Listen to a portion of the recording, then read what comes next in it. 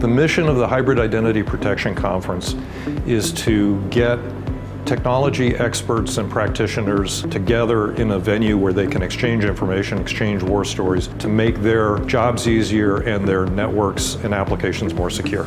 So far the experience is really good. There's a lot of entertaining thoughts and ideas that are coming out of the presenters, a lot of good information. And who knew that Azure AD and Identity Access Management could be so interesting? We provided a forum for all sorts of identity and security professionals from major companies to talk about current identity and security issues. And one of the best things that comes out of it is being able to share knowledge with people from different walks of life. So today, I get to share a little bit about what I do as a directory services engineer with the InfoSec community and get to see how they look at things from a different perspective. I would strongly recommend the Hybrid Identity Protection Conference.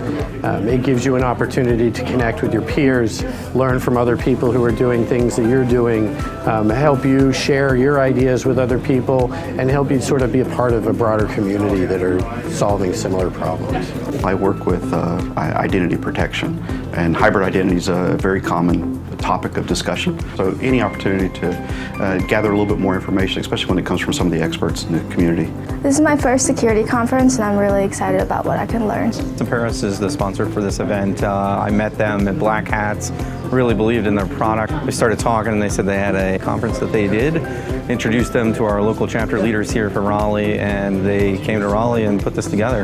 Amazing turnout. I think the best takeaway is people care, and they care about security and they care about identity, and it's actually coming together.